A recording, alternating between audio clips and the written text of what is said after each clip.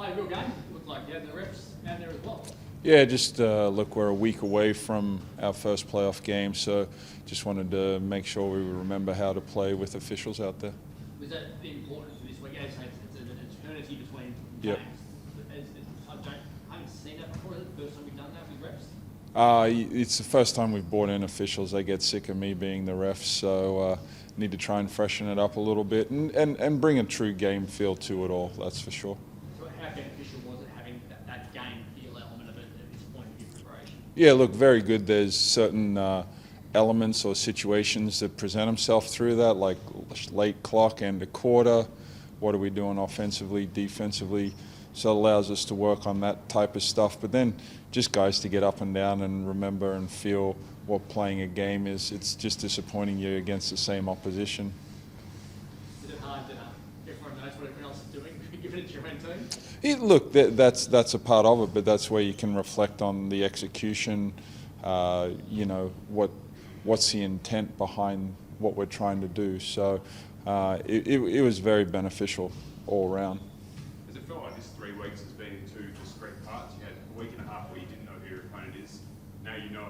Does that change how you prepare now? Does it bring extra focus? Like when we get into Sunday, Monday especially, we will start to dial in on the opposition, where up to now it's really been about us and us refining and just refreshing what we're about and what our baseline principles are. Considering, I guess, the disappointing end to the season across those last 4 games or so, has it been a good opportunity to really reset this 3 weeks? Yeah, in all honesty, it's the first time I've been through this, so there's an element of trial and error through it, because you need your players to be engaged, but to be engaged for that period of time, I think, is somewhat unrealistic until you do know the task at hand. So we're going through it. I think our approach to it all has been very good, but our focus, we can really hone in on what the purpose is now. High-profile absentee. Bryce Cotton going to be okay for next Friday? Yeah, Bryce will play on Friday. Is there any reason he's not here today? No. John, what have you found has worked in the past 3 weeks, the past break, about balancing training enough but also having some downtime? Yeah, look, we used the first 3 or 4 days for the players to mentally and physically have an opportunity to freshen up, which that hasn't been afforded. So how long is too long and how long is not enough type of thing. But I think we found a good balance, and that's why I've also tried to scrimmage a couple times throughout this period of time. So we're going to have to play a game next Friday, so let's not forget what we're here for. I know you've got playoffs coming up, but there's a proposed gather round to start next season. What do you think of that? Anytime we get to play more games in Perth, that's a great thing. Why Perth specifically do you think I- the place to have it? Well, it's our home. Anytime you don't have to travel, but you can play a league game, that's a great thing. Corey was doing really well. Obviously, he played a few minutes towards the end of the season. Yep. How is he going, and are you expecting him to be more on court more once the playoffs start? Look, that's been our mindset with his foot injury, is to make sure at this time of the year that he's ready and can function at the highest level, because we can talk about Bryce and Jesse and their successes. Corey's a 3-time winner himself in the NBL, so he understands what's necessary, and he's performed when the lights have been the brightest as well. Ben, obviously playing for the Boomers and getting that game time in this break, what does that do for a player of his age in their development, and what have you seen from him on that in those games that he could bring back to the Wildcats and play off? Yeah, look, anytime we've talked about it several times already through this. He was lucky enough. He got to go away and play in some games, so he understands and remembers the feeling of competing against different guys. And then anytime you're that age and you get to play for your country, I think that's just a great moment and opportunity. And as you saw, particularly in the game in Bendigo, he really made the most of his opportunities, and he was very influential in the end result of that game. So I would say he's got some great confidence about himself. Not that he lacks confidence at the best of times. How do you reflect on the growth of your group throughout the year, from the fourth start to the massive run at the end, and to now be second on the ladder heading into a finals?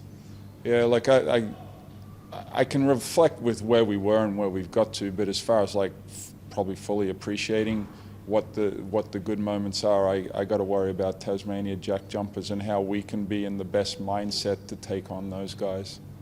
Can you give us some insight into summing up your thoughts on the year, though, for your fans? Like, as they look back on, how do you think they would view the entire journey to get you here? Because sport is about a journey and Yeah. to get to where you are. Yeah, I would say like this team has had great growth. They've always had great belief in where we can get to. We just had a few hurdles and stumbling blocks along the way, and I think we showed when we're playing at our best, when we're locked in and playing with a true purpose. Like, we're one of the best teams in the competition. That reflects where we finished on the ladder, and it reflects where we are in the playoffs right now. It's 1, 2, and 3. 1, 2, and 3 for a reason. Sport's got ebbs and flows. No season is the same, and no season goes really level. Yeah. And the same in the playoffs. Playoffs are going to be up and down Yeah. the entire way through. Do you think the way your season went has you perfectly prepared for the challenges that will be thrown your way to go to playoff series? Well, what I would say our season allowed us to do was mentally deal with things that'll pop up in the playoffs. So I think that's what's really prepared us in the season's journey. Now, playoff basketball is about who can control their emotions and which players can really just turn it on in the right moment.